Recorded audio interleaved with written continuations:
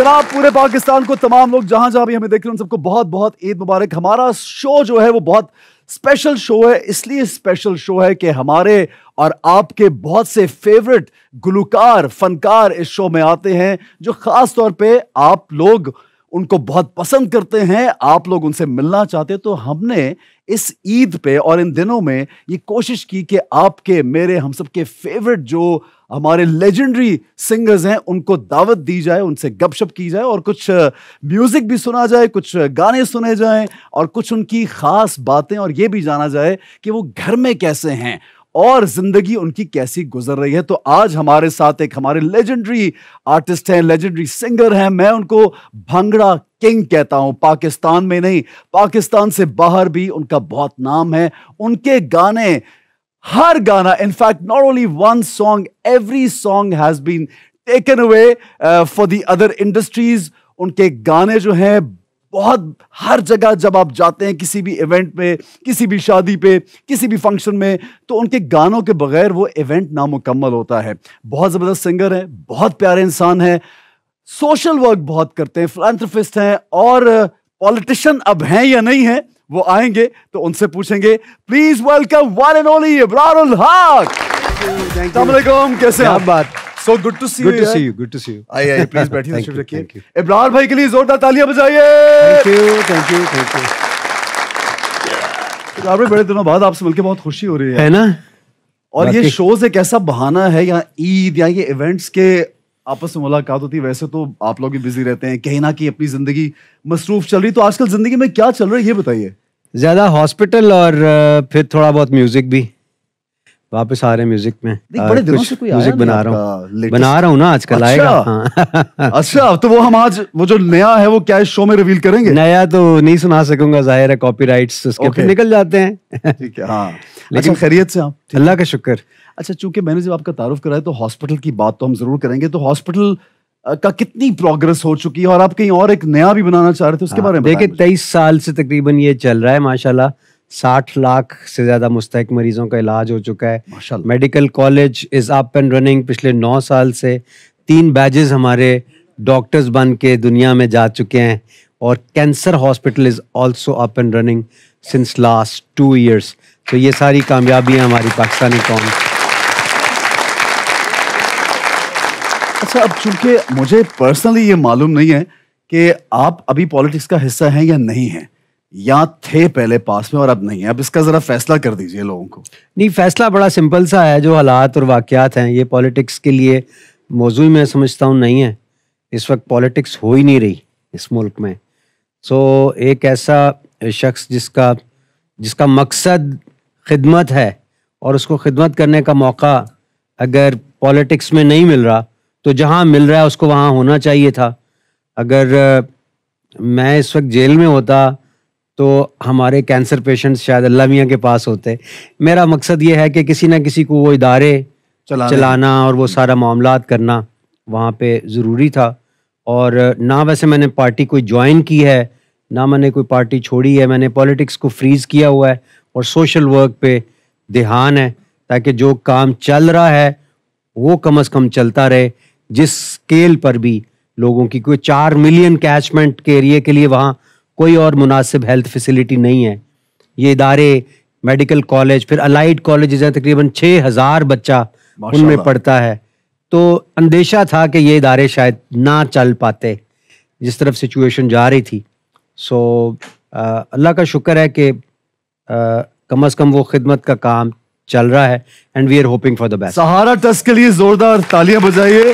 सहारा trust बहुत जबरदस्त काम कर रहे हैं और बहुत लोगों के लिए सोशल वर्क तो कर रहे हैं, लेकिन बहुत से लोगों को एम्प्लॉयमेंट भी दी जा रही है। यानी कि इन इदारों को चलाने के लिए बहुत से लोग चाहिए होते हैं जो इदारों को आगे लेके जाते हैं, और उसके लिए आपको हायरिंग करनी पड़ती है। तो बहुत से लोगों के लिए जॉब्स भी क्रिएट होती हैं, और माशाल्लाह ज़बरदस्त काम हो रहा है। मैं तो इसलिए ये सोचा है कि जब तक ये सोशल वर्क हो रहा है, खिदमत का काम जारी है, पॉलिटिक्स से आप बड़ी खिदमत कर सकते हैं। सही है। आप एक पॉलिसी डिसीजन को चेंज करके अरबों डॉलर बाहर से ला सकते हैं पाकिस्तान में। ऐसा ही है ना? बिल्कुल बिल्कुल। सोशल वर्क से आप लिमिटेड काम कर सकते हैं।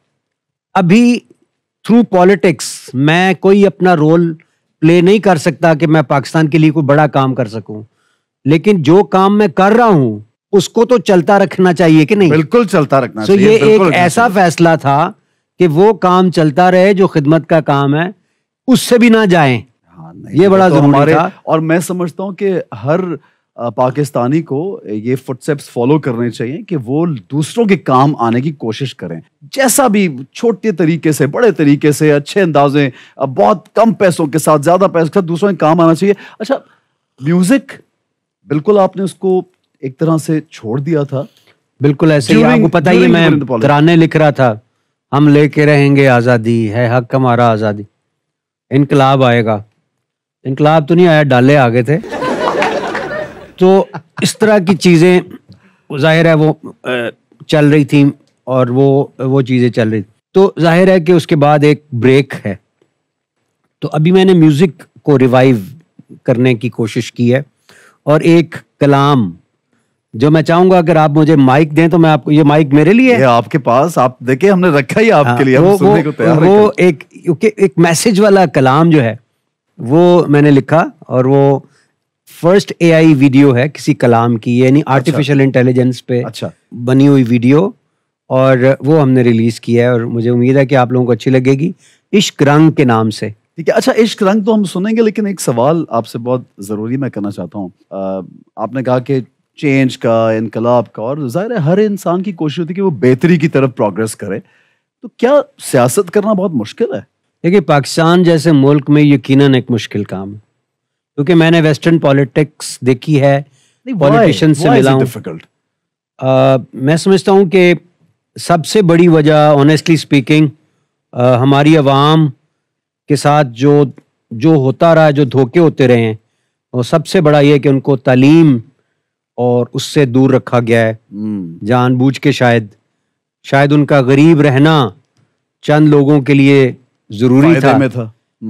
और उनकी गुर्बत से फायदा उठाना भी किसी का जरूरी होगा, तो इसीलिए बेचारे फिर 1000-2000 रुपए में वोट भी बेच देते हैं। क्या करें, वो अगले हफ्ते का सोच सकते हैं, बिकॉज अगले हफ्ते तक का राशन चाहिए हमें, वो दे दिया तो। सो इसलिए इस मुल्क में वो डेमोक्रेटिक स्पिरिट कैसे जन्म ले सकती है? If a person like you stays away from politics, यानी उसने कहा कि यार मैं जरा बैकफुट फ्रीज कर लूं, तो फिर कौन करेगा चेंज? मैं बताता हूं, मेरी मुख्तलिफ जहतें हैं। मैं लिख के अपने कलाम के जरिए, अपने पैगाम के जरिए लोगों तक अवेयरनेस फैला सकता हूं। मैं अगर जेल में होता तो कुछ लिख ना पाता। मैं जो कलाम लिख रहा हूँ, जो पैगाम दे रहा हूँ, वो एक डेमोक्रेटिक रिवाइवल के लिए जरूरी है। Very nice, very well said. Politics में आने के बाद and as an artist difference था? पहले आप जरा कैजुअली गाने में भी कोई बात कर दी, कहीं पे जाके परफॉर्म भी कर दिया कैजुअली, म्यूजिक से रिलेटेड, डांस से रिलेटेड कुछ भी कहीं जाके कर दिया, बट जैसे आपने थोड़ा सियासत में कदम रखा तो आप थोड़ा सा मोहतात हो गए, बहुत सी जगहों पे जाने से जो है वो गुरेज करने लगे, सोच के आगे बढ़ने लगे, बात करने से पहले बहुत सोचना पड़ा। क्या ऐसा है? अच्छा, आपका सवाल बड़ा इंपॉर्टेंट है, कभी मेरे से किसी ने ये किया नहीं पहले, ये इसका आपको मैं कॉम्प्लीमेंट दे दूं। लेकिन अजीब बात यह है कि मेरा तो सियासत में आने से पहले ही लोगों ने मुझे कंट्रोवर्शियल बना दिया था, राइट फ्रॉम द बिल्लो दे घर।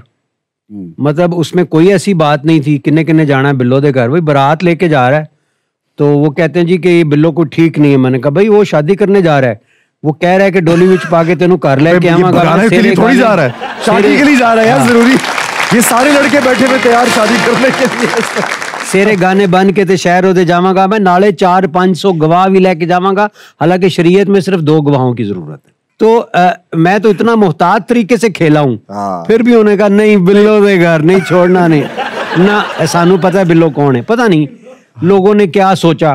फिर उसके बाद नाच पंजाबन पे कंट्रोवर्सी, उसको नाच मजाजन करना पड़ा। परवीन पे कंट्रोवर्सी, सुप्रीम कोर्ट के चीफ जस्टिस ने सुओ मोटो नोटिस लेके मुझे अदालत में बुला लिया।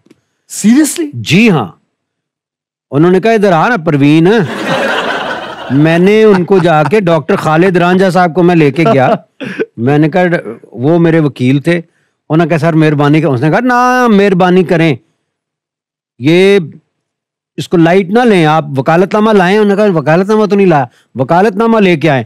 ڈاکٹر صاحب کہتے ہیں یار یہ تو کام سیریس لگ رہا ہے برار, کتنی پروینیں ہیں یوتھ پارلیمنٹ میں.